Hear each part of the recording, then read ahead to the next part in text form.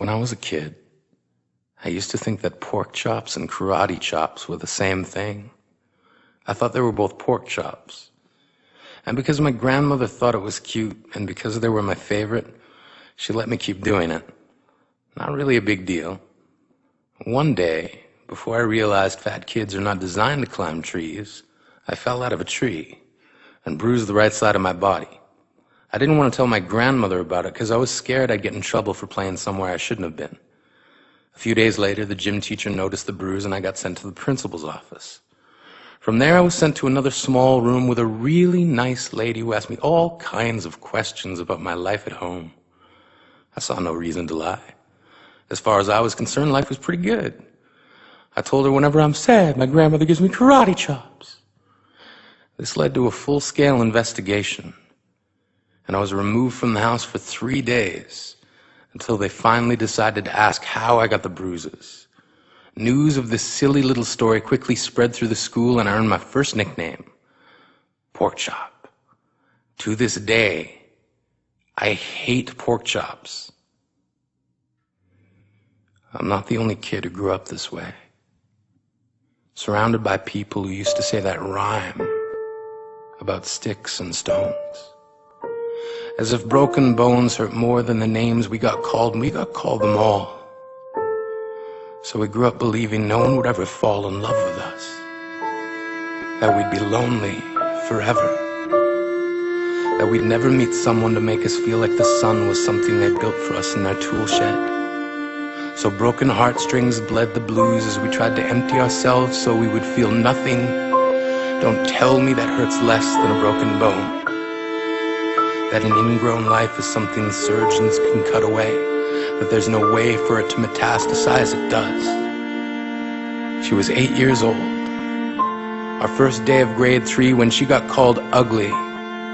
We both got moved to the back of class so we would stop getting bombarded by spitballs.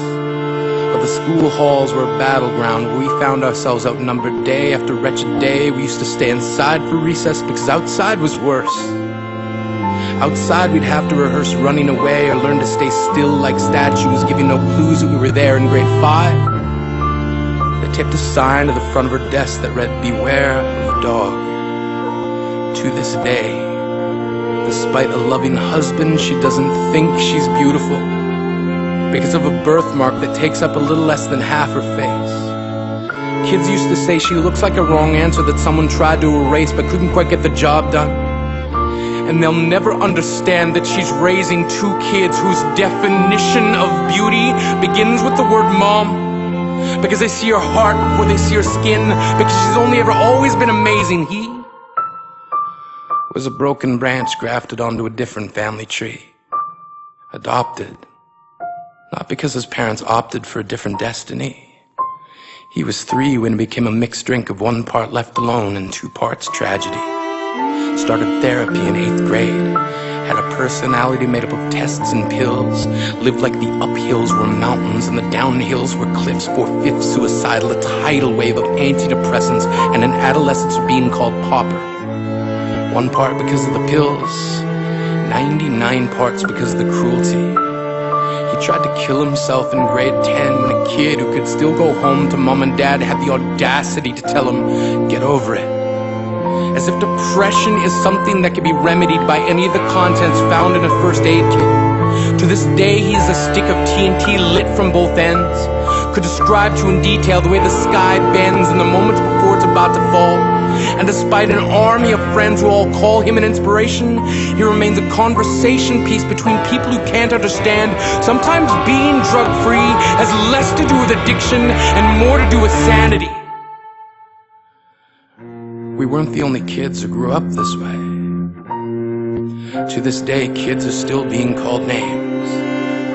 The classics were, "Hey stupid," "Hey spaz." Seems like every school has an arsenal of names getting updated every year. And if a kid breaks in a school and no one around chooses to hear, do they make a sound? Or they're just background noise from a soundtrack stuck on repeat when people say things like kids can be cruel? Every school was a big top circus tent, And the pecking order went from acrobats to lion tamers, from clowns to carnies. All of these miles ahead of who we were freaks. Lobster claw boys and bearded ladies, oddities juggling depression and loneliness, playing solitaire, spin the bottle, trying to kiss the wounded parts of ourselves and heal. But at night, while the others slept, we kept walking the tightrope. It was practice, and yes, some of us fell. But I want to tell them that all of this is just debris, left over when we finally decide to smash all the things we thought we used to be. And if you can't see anything beautiful about yourself, get a better mirror. Look a little closer. Stare a little longer. Because there's something inside you that made you keep trying despite everyone who told you to quit. You built a cast around your broken heart and signed it yourself. You signed it. They were raw. Because maybe you didn't belong to a group or a clique. Maybe they decided to pick you last for basketball or everything. Maybe you used to bring bruises and broken teeth to show and tell but never told. Because how can you hold your ground if everyone around you wants to bury you beneath it? You have to believe that they were raw. They have to be wrong. Why else would we still be here? We grew up learning to cheer on the underdog because we see ourselves in them. We stem from a root planted in the belief that we are not what we were called. We are not abandoned cars stalled out and sitting empty on some highway. And if in some way we are, don't worry. We only got out to walk and get gas. We are graduating members from the class of We Made It. Not the faded echoes of voices crying out names will never hurt me. Of course, they did. But our lives will only ever always continue to be a balancing act that has less to do with pain and more to do with beauty.